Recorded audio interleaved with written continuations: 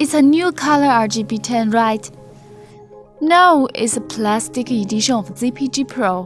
What up you guys? Welcome to my channel. In today's video, let's talk about the plastic version of Z Pocket Game Console Pro released recently.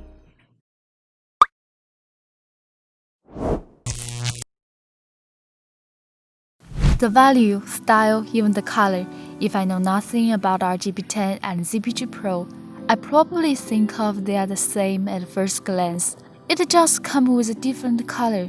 This ZPG Pro, I don't know what the color is. Some people call it peacock blue. It's not my taste. The plastic device feels so cheap. Also, there is a yellow color for opting. Does it look more like RGB10? RGB10 and plastic ZPG Pro feel the same with a soft and matte surface, but the size of RGB10 suits me the most, cause it has a more comfortable sense of grabbing. With the large bezels and closed ABXY buttons, the plastic ZPG Pro seems clustered. Okay, if you don't know what I mean, now I show you the RGB10. The layout is neater and more concise. Overall, the button output has nothing special. ZPG Pro has an HDMI output, but it doesn't work. Meanwhile, it doesn't have a reset button like RGB10. You may need to pay attention to the D-pad. It differs from the one of ZPG Pro metal version. It is softer and less elastic, while the aluminum one has a more thick D-pad. Not the only one to complain about the shoulder buttons. Are they just semi-finished? Cause the gaps are still there. Besides, the shell has the same problem. I can compress the shell easily, like this. I hope to see a set of shoulder buttons be wider someday, to make the L2 easy to differentiate from the L1.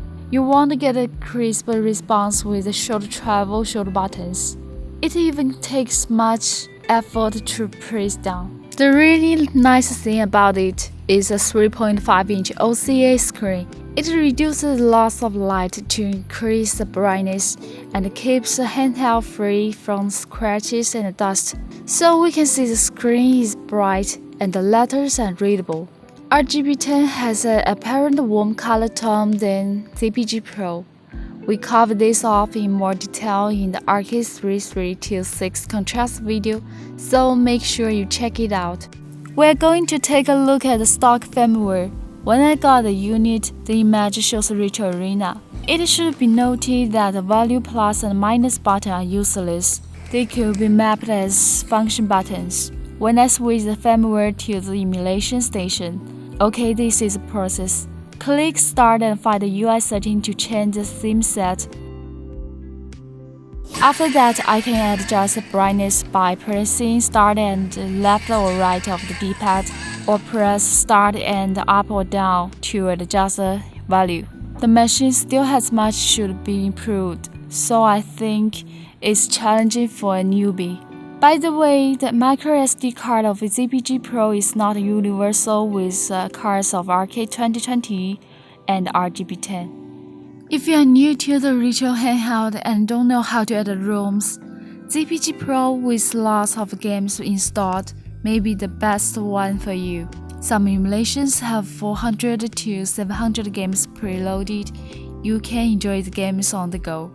I'm afraid of the location of the speaker is unwise, cause it will be partly blocked by my hand, while the stereo of RGB10 is under the case can hardly be covered.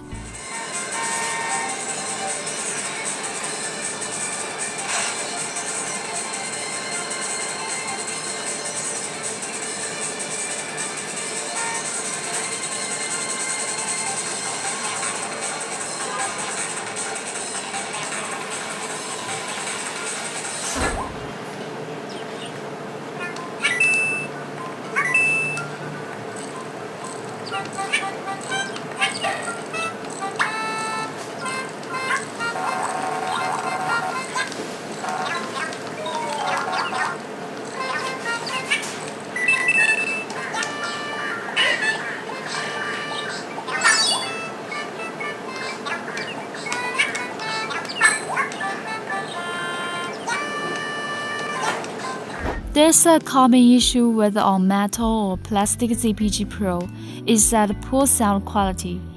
The gameplay is relatively smooth but is always accompanied by crackling. Sounds like the game is tearing. I will try to change another image to check if the problem could be solved.